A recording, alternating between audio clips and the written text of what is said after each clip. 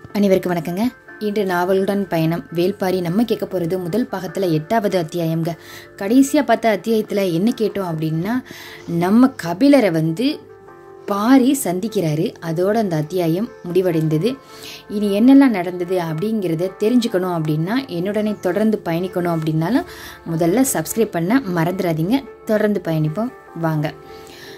அடுத்து அந்த நம்மளுடைய பாரியை பார்த்துட்டு கபிலர் அப்படியே ஒரு மாதிரி ஆச்சரியமாயிட்டார். யாருன்னே தெரிலையே, நம்மளை தூக்கிட்டு போகிறேன்னு சொல்கிறாரே அப்படின்னு சொல்லிட்டு, தன்னுடைய பெயர் வேல்பாரி தான் அப்படின்னு அவர் சொன்னார். பார்த்தீங்களா, அவருக்கு அவ்வளோ சந்தோஷம், அவ்வளோ ஆச்சரியம். அடுத்தடுத்த நாட்களில் எல்லாருமே அங்கே பின்னாடி நின்றுக்கிட்டு இருக்காங்க. பற்றியெல்லாம் நான் உங்களை தூக்கிட்டு போகிறேன் தோளில் அப்படின்னு சொன்னதும் எல்லாருக்குமே அவ்வளோ ஆச்சரியமாக இருக்குது. இப்படிப்பட்ட கபிலரையை நம்ம கண்டுக்காமல் இவ்வளோ நாள் வந்தோம், கபிலருக்கு இவ்வளோ முக்கியத்துவம் கொடுக்குறாருன்னா அப்போ கபிலர் எவ்வளோ பெரிய ஆள் அப்படிங்கிற மாதிரி மக்களுக்குள்ளே பல எண்ணங்கள் ஓடிட்டுருக்கு. இந்த மாதிரி இவர் தோளில் தூக்கி வச்சுட்டு வரும்போது அடுத்த கொஞ்ச நாட்கள்லேயே பார்த்தீங்கன்னா, நம்ம கபிலர் அந்த ஊருக்குள்ளே கால் வச்சதும், அந்த எவ்வியூர் இருக்குல்ல, எவ்வியூருக்குள்ளே போனதுமே கொண்டாட்டம் சொல்லி மாளாதுங்க. திரும்பும் திசை எல்லாமே ஒரே ஆட்டமும் பாட்டமும் கூத்தும், அப்படியே அந்த காடே பார்த்திங்கன்னா அப்படி கலகலன்னு இருந்திருக்கு. கபிலரோட வரவு பெரும் விழாவாக தாங்க இருந்திருக்கு. பாரியோட அன்பை வெளிக்காட்ட வடிவங்களே கிடையாது இல்லையா. அதுக்கு எப்படி வடிவம் கொடுக்கலாம் அப்படின்னு பார்த்தீங்கன்னா, இந்த பல தான். கொண்டாட்டம் கொண்டாட்டம் கொண்டாட்டம், சரியான கொண்டாட்டங்க. பாரியும் வந்திருக்காரு இல்லையா, பாரிக்கு பிடிச்ச கபிலர் வந்திருக்காரு அப்படிங்கிற மாதிரி மக்கள் ரொம்ப சந்தோஷமாக இருக்காங்க. கபிலரை தோளில் சுமந்து வந்த பாரி இப்படி எப்படி அவரை சுமந்துட்டு வர்றாரு, அப்போ அவருக்கு எவ்வளோ பெரிய ஆள் அப்படிங்கிற மாதிரி நம்மளே பேசுவோம் இல்லையா. என்ன ஒரு சாதாரண ஒரு வயசான ஒரு கிழவன் தானே, இவரை போய் நம்ம பாரி தோளில் தூக்கிட்டு வர்றாரு, அப்போ அவர் எவ்வளோ பெரிய ஆளாக இருப்பார், அவருக்கு ஏன் இவ்வளோ முக்கியத்துவம் கொடுக்குறாங்க அப்படிங்கிற மாதிரி மக்கள் எல்லாம் அந்த மனிதரை பற்றி தான் எங்கே பார்த்தாலும் பேச்சாக இருந்திருக்கு. ஒரு நாளுக்கு கபிலர் ஒரு காட்டோட கதையாகவே மாறிட்டாருன்னா பார்த்துக்கோங்களே. அவரை அழைச்சிட்டு வந்த நீலனும், அந்த வேட்டூர் பழையன் வயசானவர் இருக்கார் இல்லையா, அவருமே இப்போ எல்லாராலையுமே தேடப்படும் மனிதராக தான் இருந்திருக்காங்க. வேட்டுவன் பாறையில் கால் பதிச்சதுலேருந்து எவ்வியூருக்குள்ளே நுழையும் வர கபிலரின் ஒவ்வொரு அடியும் இப்போ பழையனின் கதைக்குள்ளே அப்படி மிதந்துட்டே இருந்திருக்குங்க. தனது வீரத்தால் பேரெடுத்த நீலனின் புகழ் இப்போ எப்படி இருக்குது அப்படின்னா, கபிலரால் இன்னும் உச்சத்துக்கு போயிருச்சுங்க. எந்த நேரம் பார்த்தாலும் நம்ம நீலனை சுற்றி இளம்பெண்கள் அப்படி வட்டம் போட்டுகிட்டே இருந்துக்கிட்டு இருக்குன்னு, நீந்தே கூட்டிகிட்டு வந்தியாம்ல, நீந்தே அந்த ஐயாவை கூட்டிகிட்டு வந்தியாம்ல அப்படின்னு முதல் நீலன் தான் அழைச்சிட்டு வந்தார் இல்லையா. உடனே பார்த்தீங்கன்னா அவருக்கு அவ்வளோ சந்தோஷமாக இருக்குது, வெட்கமாக இருக்குது நீலனுக்கு. இதே கேள்வியே எல்லாருமே கேட்டோன்னு கன நேரத்தில் அவருக்கு தனைமைக்கிங்கிற மூலிகை இருக்குல்ல, அதை கொடுத்துட்டு துணிஞ்சு நம்ம நீலன் இங்கே அழைச்சிட்டு வந்திருக்காரு. எப்படிப்பட்ட வீரன், நீ தான் சிறந்த வீரன். அது மட்டும் கிடையாது, அந்த நாகக்கடங்குக்குள்ளே யாருமே போக மாட்டாங்க. உடனே அந்த இடத்துக்குள்ளே போய் நீ இவரையும் காப்பாற்றிட்டு அது வழியாக நீ வந்திருக்க அப்படின்னு சொல்லி நம்ம பாரி இருக்கார்ல, அவர் கூட நம்ம நீலனை ரொம்ப பெருவிதமாக பாராட்டிகிட்டே இருக்காருங்க. கொற்றவை விழா தொடங்க ஒரு வாரம் இருக்குங்க. ஆனால் இப்போ என்ன விழா நடந்துட்டு இருக்கு தெரியுமா, அந்த ஊரில், அந்த காட்டுக்குள்ளே கபிலருக்கான விழா தொடங்கிடுச்சுங்க. கபிலரோட வருகை, காட்டின் திருவிழா அப்படின்னு பாரி சொன்னார். பார்த்தீங்களா, நம்ம கபிலர் வந்திருக்காரு, நம்ம அப்படியே திருவிழா மாதிரி கொண்டாடணும் அப்படின்னு. அதனுடைய வெளிப்பாடு முதல்ல என்ன தெரியுமா, திருவிழா அப்படின்னாவே நம்ம ஊரில் திருவிழான்னா நம்ம கிடா வெட்டுவோம் இல்லையா, அது மாதிரி தான். ஒரே வேட்டை தான். என்னென்ன விலங்கு இருக்கோ எல்லாத்தையும் வேட்டையாடிட்டு கொண்டு சிக்கிற விலங்கு எதுவோ எல்லாத்தையும் விருந்தாக்கிருங்க அப்படின்றார். ஒவ்வொரு விலங்கின் சுவைக்கும் ஏற்ற மது வகையும் ரெடி பண்ணிருங்க அப்படின்ட்டார். மதுவின் தன்மைக்கு ஏற்றபடியே இசையும் முழங்கணும் அப்படின்ட்டாருன்னா பார்த்துக்கோங்களே. அன்றைய ஆட்டத்தின் ஆரம்பம் வேட்டையாடப்படும் விலங்கிலிருந்து தாங்க தொடங்குது. அது மானா இருந்தால் மானாட்டமா, மயிலாட்டமா, மிளாக்கூத்தா, காட்டெருமையா, கொம்பாட்டமா அப்படின்னு மதுவோடும் உணவோடும் இசையோடும் ஆட்டத்தோடும் ரொம்ப கலகலப்பாக தொடங்குதுங்க. இப்போது மான் கறி சாப்பிட்றாங்கன்னு வச்சுக்கோங்களே, அதுக்கு ஈச்சங்கள் சாப்பிடக்கூடாது, பறவைக்கறிக்கு தென்னங்கள் சாப்பிடக்கூடாது, ஏனாங்கடாரிக்கு 3ஆம் நாள் பணங்கள் தான் சிறந்ததாக இருக்கணும், அதான் சாப்பிடணும். அத்தி மதுவுக்கும் 60ஆங்கோழி கறிக்கும் ஈடு இவ்வுலகத்திலே கிடையாதுங்க. 60ஆங்கோழியா, அது என்ன, நம்மெல்லாம் சாப்பிடுவோமே சிக்கன் 65, அது எதுவும் சொல்கிறாரோ? சரி, என்ன சொல்கிறாருன்னு நம்ம உள்ளே போய் கேட்கலாம். முன்னவே நம்ம ஆராய வேணாம். 60ஆம் கூலி அகப்படாதா அப்படிங்கிற ஏக்கத்தோடு இருந்திருக்காருன்னா பார்த்துக்கோங்களே பாரி. இது எந்த விலங்குகளை காட்டிலும், பறவையை காட்டிலும் அவர் சாப்பிட வேண்டியது 60ஆம் கோழி தான். அது அவருக்கு எப்படியாவது அடித்து கொடுக்கணும் அப்படின்னு அவருடைய எண்ணம், நம்ம பாரியோட எண்ணம். உடனே ஒவ்வொரு குழுவாக கூப்பிட்டு உடனே 60ஆம் கோழி எங்கே இருந்தாலும் பிடிச்சிட்டு வாங்க அப்படின்னு 3 நாட்களாக காத்துட்டே இருக்காரு. இன்னைக்கு இந்த குழு கொண்டு வந்துடும், அந்த குழு கொண்டு வந்துடும் 60ஆம் கோழியன். யாருமே 60ஆம் கோழி கொண்டுட்டே வரல. பாரியின் ஆசை எப்போதான் நிறைவேற போகுது அப்படின்னு சொல்லிட்டு மக்களும் காத்துட்ருக்காங்க. அந்த எவ்வியூர் மக்கள் ஒவ்வொருவருடைய தேடலும் அந்த 60ஆம் கோழியாக தாங்க இருந்திருக்கு. முதல் நாளும் கிடைக்கல, அடுத்த நாளும் கிடைக்கல. இந்த செய்தி எங்கும் பரவ பரம்பு நாட்டில் இருக்கிற எல்லா ஊரும் காட்டுக்குள்ளே போய் 60ஆம் கோழி தேட ஆரம்பிச்சிட்டாங்க. நம்ம பாரிக்காகவே தேடுறாங்கன்னா பார்த்துக்கோங்களேன். பறந்து விரிஞ்சிருக்கும் இந்த மாபெரும் காட்டுக்குள்ளே சின்னஞ்சிறு கோழியை கண்டுபிடிக்கிறது என்ன எளிய செயலா? 60ஆம் கோழி தான் பிடிபடுவதை அதுதான் முடிவு செய்யும் அப்படின்னு நினைப்பாங்க. இன்னைக்கு நம்ம மாட்டணும் அப்படின்னா அதுக்கு நானாக தான் போய் மாட்டு அவங்க வலையில் வெளியே தருவேன், யாராலும் என்னை பிடிக்க முடியாது அப்படிங்கிற ஒரு எண்ணம் கொண்டதாங்க 60ஆம் கோழி. பாரி ஒரு நம்பிக்கை வச்சுருந்தார்.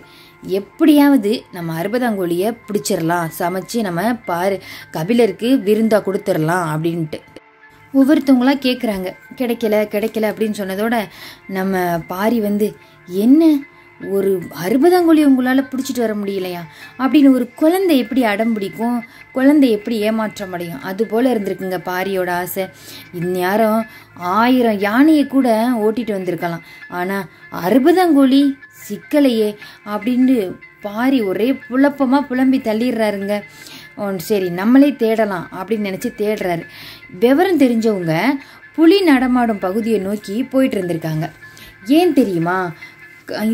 அங்கே புலிக்கு அந்த முட்டை இருக்குல்ல, அது 60ஆம் கோழி போடுற முட்டை, அது ரொம்ப பிடிக்குமா. அது ஒரு மானே பக்கத்தில் நின்றாலும் அந்த முட்டை எங்கே இருக்குது அப்படின்னு தான் தேடுமா தவிர மானை போய் வேட்டையாடாதான். அப்போ அந்த இடத்துல 60ஆம் கோழி இருக்கலாம் அப்படிங்கிற எண்ணத்தில் தான் அவங்க எல்லாம் தேடி போயிட்டுருக்காங்க. இதெல்லாம் பார்த்துட்டு இருக்கார் இல்லையா நம்ம கபிலர், அவர் அப்படியே திகச்சு போயிருக்கார். ஒவ்வொரு நாளும் பெரும் விருந்துகளோடு தொடங்குது. மறுநாள் அதை விட சிறந்த விருந்து அரங்கேறிட்டு இருக்குங்க. ஒரு பக்கம் அவர் யவனத்தேரில் குலசேகர பாண்டியர்களோட நாட்கணக்கில் அவராது இருந்திருக்காரு. அங்கே சேரனோட பெரு விருந்து உண்டு மகிழ்ஞ்சிருக்காரு. ரசனையில் சோழனை சிறந்தவன் அப்படின்னு கருதுபவர் கபிலர். அந்த மன்னனையும் பெருசாக நினச்சிருக்காரு. அவரது விருந்தோம்பல் கூட அவ்வளவு எழில் வாய்ந்தவையாக இருக்கும். அவையெல்லாம் அதிகாரத்தாலும் ஆடம்பரத்தாலும் நடக்கணும். அதை பண்ணு, இதை பண்ணு அப்படின்னு சொல்லி நம்ம கபிலருக்காக அவ்வளோ விருந்தோம்பல் நடந்திருக்கு. ஆனால் இங்கே அதெல்லாம் கிடையாதுங்க. இங்கே எல்லாமே அன்போட இதால் தான் எல்லாருமே இவரோட கட்டளை செல்றதுக்கு முன்னாடியே பார்க்குறாங்க, செய்கிறாங்க எல்லாமே அப்படின்ட்டு அப்படியே தன்னை மறந்து மன்னனை நினச்சி நம்ம பாரியை நினச்சி ரொம்ப பெருமிதத்தோடு இருக்கார். மனசோட ஓரத்தில் இருக்கும் அழுக்கு கூட நம்மளை வெட்கி தலை குனிய செய்யும் அளவுக்கு உக்கிரமேறிய பேரன்புங்க இது. கபிலர் கொஞ்சம் திணறி தங்க போகிறாரு. ஏன் அப்படின்னா, அருக நாட்டு சிறுகுடி மன்னன் இருக்கார்ல செம்பன், அவர்கிட்ட என்ன சொல்லிட்டு வந்தார், நீ என்ன எப்போ பார்த்தாலும் பாரின்னு பெருசாக பேசுகிற, நான் போய் நேர பார்த்துட்டு அவரை பற்றி நான் சொல்கிறேன், அதுக்கப்புறம் அவர் கொடை வல்லலா நல்லவரா வல்லவரா அப்படிங்கிறத நான் உனக்கு தெரியப்படுத்துகிறேன் அப்படின்னு சொல்லிட்டு வந்தார் இல்லையா. அதை நினைக்கும் போது இப்போ கொஞ்சம் அவருக்கு வெக்கமாக இருக்குது. அவர் மாதிரி நம்ம என்ன எவ்வளோ கீழ்த்தரமான செயலை, இவரை போய் இப்படி தப்பாக நினச்சிட்டோமே அப்படிங்கிற மாதிரி நினச்சிட்டு இருக்காரு. கபிலோட மனம் அந்த நேரத்தில் தவிச்சிட்ருக்குங்க. பாரியின் நிழல் போல் எந்த நேரமும் ஒருத்தர் இருக்கார். அவர் யார் அப்படின்னு கேட்டிங்கன்னா முடியன். பரம்பின் பெரும் வீரன்க. அவனோட இடுப்பில் ஒரு பக்கம் வாளும் இன்னொரு பக்கம் மாட்டு கொம்பும் எப்போ பார்த்தாலும் தொங்கிட்டே இருக்குங்க. பழமையும் புதுமையுமான இந்த 2 ஆயுதங்களை ஒரு சேர எப்போதுமே வச்சுட்டு இருந்திருக்காரு அந்த முடியன் அப்படிங்கிறது அவனோட பேர் அப்படின்னு தான் கபிலர் முன்னாடி நினச்சிட்டு இருந்திருக்காரு. ஆனால் அது தளபதியோட ஒரு பட்டமாங்க. நம்ம ஒவ்வொருத்தருக்கும் ஒவ்வொரு பேர் வைப்போம் இல்லையா, நம்ம ஒரு பேர் இருந்தால் அப்படின்னாலும் அடைமொழி வைப்போம் இல்லையா, அது மாதிரி அவருக்கு முடியன். இது பின்னாடி தான் கபிலருக்கு தெரிய வந்திருக்கு. அதே போல் எவ்வியூரில் எல்லோரும் வணங்கும் மனிதராக ஒரு பெரியவர் இருந்திருக்கார். முடியங்கிறது கொஞ்சம் வயசாலு தான், அதாவது கொஞ்சம் வயசான பழையன்றிருப்பார்ல, அவர் வயசில் ஒருத்தர் இருந்திருக்காரு நம்ம பாரிக்கு துணையாகவே எப்போதும். அவர் பேர் என்ன அப்படின்னு கேட்டிங்கன்னா தேக்கன். அதுவும் பட்டமா அல்லது பெயரா அப்படிங்கிறது கபிலருக்கு தெரில. 2 பேர்கிட்டையும் தனது நிலையை விளக்கணும் அப்படின்னு சொல்லிட்டு கபிலர் முயற்சி செய்ய, அவங்களோ 60 அங்கோலி கிடைக்கும் வரை எதையும் காது கொடுத்து கேட்கவே தயாராக இல்லைங்க. கபிலர் என்ன செய்யறதுனே தெரியாமல் அப்படியே திணறிட்டு இருந்திருக்காருங்க. அவங்கள்ட்ட, அதாவது முடியன்ட்டையும் தேக்கன்ட்டையும் நம்ம பாரி என்ன சொல்ல நினைக்கிறாரு அப்படின்னு நீங்கள் நினைப்பீங்க. அதாவது அவருடைய புகழ் இருக்குல்ல, நம்ம பாரியோட புகழ், அதுக்கு ஈடு எதுவுமே கிடையாது அப்படிங்கிறத இவர் இப்போ நம்பிட்டாரு. ஏன் அப்படின்னா, முன்னாடி அவர் அவருக்கு என்ன புகழ் இருக்குது அப்படின்னு சொன்னார் இல்லையா, இப்போ அவருடைய புகழை நல்லா தெரிஞ்சுக்கிட்டாரு. இதுக்காகத்தான் நான் இந்த ஊருக்குள்ளே காலெடுத்து வந்தேன், என்னை மன்னிச்சிடுங்க அப்படிங்கிறது கேட்குறதுக்காகத்தான் சொல்லணும் அப்படின்னு நினைக்கிறாரு. ஆனால் சொல்ல முடியலை. கபிலரை விட திணறி கிடப்பது இப்போ யார் அப்படின்னு பார்த்தீங்கன்னா, நம்ம பரம்பு நாட்டு மக்கள் தாங்க. இந்த 60 அங்கோலிக்காக காடெங்கும் அலைஞ்சிட்டு இருந்திருக்காங்க. பாரியோட குடும்பம் உட்பட அவங்க அலையிறாங்கங்க. ஆசைப்பட்டது பாரிங்கிறதுனால அதை நிறைவேற்றுவதை கடமையாக தாங்க எல்லா மக்களுமே கருதி இருக்காங்க.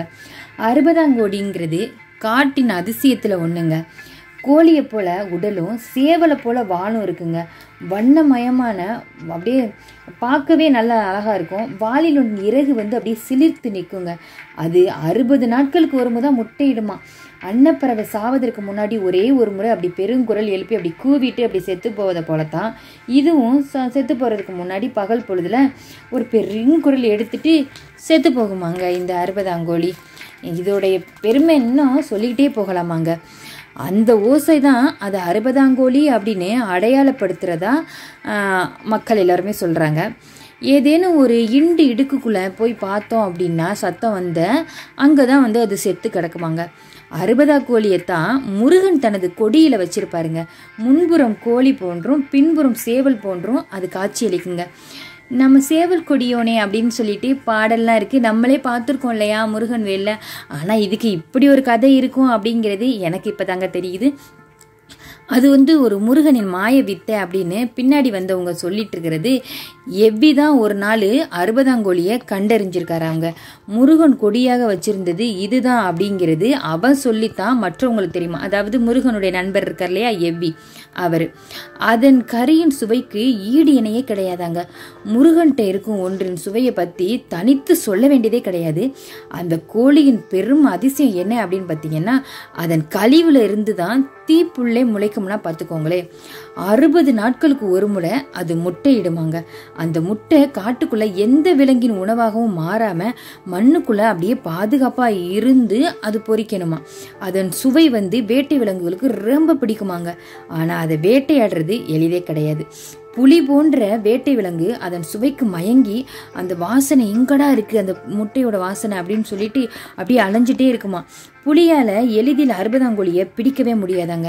அதே நேரம் அந்த வாசனையை விட்டு விலகவுமே முடியாது. அந்த இடத்துல வாசனை அடைஞ்சிருச்சுன்னா அங்கேயே தான் படுத்திருக்குமா, அங்கேயே சுத்திட்டு இருக்குமா, அந்த புதருக்குள்ளேயே நகண்டுக்கிட்டே இருக்குமாங்க. ஒரு மான் கூட்டம் வந்தா கூட நான் சொன்னேன் இல்லையா அதே மாதிரி அந்த மானை போய் வேட்டையாடாதான் இந்த 60 அங்கோலியை தான் தேடிட்டே இருக்குமா. இது எல்லாம் இந்த காடு அறிந்தவங்க இருக்காங்கல்ல, அவங்க எல்லாருக்குமே இது தெரியும். அதனால தான் புலி எங்கேயாவது தெரியுதா, புலி இருந்துச்சுன்னா இங்கே 60 அங்கோலி இருக்கும்னு சில பேர் தேடி போயிட்டு இருக்காங்க. 4 நாள் ஆயிடுச்சுங்க, இன்னும் 60 அங்கோலி அவங்களுக்கு கிடைக்கவே இல்லை. ஒரு நாள் பார்த்தீங்கன்னா திடீர்னு சரசரன்னு அந்த ஒரு தென்புற காட்டுக்குள்ளே வேகமாக இறங்கி போகிறாரு பாரி. அவனோட வீரர்கள் எல்லோருமே போயிட்டு இருக்காங்க. ஒருவேளை புலியின் நடமாட்டம் பற்றிய தகவல் வந்திருக்கலாம், அதனால அந்த இடத்துக்கு 60 அங்கோலி இருக்கும் அப்படின்ட்டு நம்மளே போவோம்னு முடிவெடுத்து நம்ம பாரி போயிட்டு இருக்காங்க அப்படிங்கிற மாதிரி மற்ற மக்கள் எல்லோருமே நினைக்கிறாங்க. அந்த சிற்றோடை தாண்டி சிறிது தொலைவில் நல்ல செழித்து வளர்ந்துருக்குங்க கடம்ப மரம். அது முன்னாடி போய் நின்று கையெடுத்து வணங்குறாரு நம்ம பாரி. அங்கே அதுக்கு பக்கத்தில் குறி சொல்லும் வேலன் பூசாரியும் அங்கே நின்றுட்டு இருக்காரு. வீரர்களுக்கு அப்போ தாங்க புரிஞ்சிச்சு, அவர் முருகனை நோக்கி கைதொழுது வணங்குறாரு. ஏன்னா கடம்ப மரம் எங்கே இருக்கோ அங்கே முருகன் இருப்பார் அப்படிங்கிறது நான் சொன்னேன் இல்லையா முன்னாடி உள்ள அத்தியாயங்களில். அது எதனாலங்கிற கதையும் சொன்னேன் இல்லையா. இப்போ அதை தான் அந்த கடம்ப மரத்தை பார்த்து வணங்கிட்டு இருக்காரு. தமிழ் நிலத்தில் எஞ்சி இருக்கும் மலை மக்களின் அரசுகள் மீதம் இருக்கிறது என்ன எத்தனை தெரியுமாங்க? வெறும் 22 தான். அதில் முதன்மையாக அறியப்படுவது எதுன்னு பார்த்தீங்கன்னா நம்ம பரம்பு நாடு. அதோடைய தலைவர் யார் அப்படின்னு கேட்டிங்கன்னா நம்ம பாரி. இந்த நாட்டை பற்றி மூவேந்தர்களுக்கும் சமவெளியில் வாழும் மக்களுக்கும் இதுவரை தெரிஞ்ச உண்மை பாணர் பலரால் சொல்லப்பட்டதான். அவங்க போய் பாட்டு பாடுறதுனால தான் ஒவ்வொரு இடமா நம்ம பரம்பு நாட்டை பற்றியும் நம்ம பாரியை பற்றியும் தெரியுதே தவிர, மற்றபடி பாரி அள்ளித்தரும் வள்ளல் அப்படிங்கிறத தவிர வேற எதுவுமே யாருக்குமே தெரியாதுங்க இந்த நாட்டை விட்டு வெளியில. நம்மளே பாரியை பற்றி என்ன நினச்சோம்? அவர் ஒரு மலைமகன், அவர் அந்த நாட்டை ஆள்றாரு, இல்லாதவங்க போனால் அப்படி அள்ளி அள்ளி கொடுப்பாரு அப்படிங்கிறது மட்டும்தான் நமக்கே தெரியும். முதன் முறையாக வயிற்றுப்பாட்டுக்காக அல்லாமல் பாரியையும் அவனது பரம்பு நாட்டையும் அளந்து பார்க்கணும் அப்படின்னு முடிவோடு ஒருத்தர் வந்திருக்காருன்னா யாருங்க? நம்ம கபிலர் அங்கே போயிட்டுருக்காரு. கபிலருக்கு அங்கே நடக்கிறது, கண்ணில் படுறது எல்லாமே வியப்பாக தாங்க இருந்திருக்கு. அதிகாரம் உயிர் பெறாத இடத்துல அன்பு மட்டுமே தலைச்சிருக்கிறத பார்த்து ரொம்ப வியப்பாக இருக்குது. ஆசை, கோபம், சோகம் எல்லாமே அன்பு மயமாக நிகழ்கிற ஒரு உலகின் நிகழ்வை கனவுல கூட காண முடியாது இல்லையா? ஆனால் அவர் கண்டுட்டு இருக்காரு. இப்போ அது அவரால் நம்ப முடியலன்னா பார்த்துக்கோங்களே, கொஞ்சம் நிலை குலைஞ்சே போயிடுறாருங்க. கபிலரோட கண்களில் முதல்ல பட்டது பரம்பின் தலைநகரான எவ்வியூர் தாங்க. வேட்டூர்ல இருந்து நடந்துட்டு வரும்போது நீலன் என்ன சொல்றாரு தெரியுமா நம்ம கபிலர்கிட்ட? பாம்பு தச்சன் தான் எவ்வியூருக்கு வடிவம் கொடுத்தவர் அப்படின்னு சொல்றாரு. உடனே நம்ம கபிலர் கேட்குறாரு, பாம்பு தச்சனா? அது யாரு அப்படின்னு கேட்குறாரு. ஆமாம், பாம்புக்கு வீடு கட்டும் தச்சன் யாரு அப்படின்னு நீலன் கேட்குறாரு. கரையான் அப்படிங்கிறார். கரையான் கட்டியுள்ள புத்த போல ஆதிமலையின் நடுவில் உள்ள கரும்பாறையை சுற்றி பாறையோடு பாறையா சற்று குடைஞ்சு அந்த புற்றும் மண்ணால் சுவர் எடுத்து மர சட்டங்களால் வடிவமைக்கப்பட்ட வீடுகளை கொண்டது தாங்க எவ்வியூர்.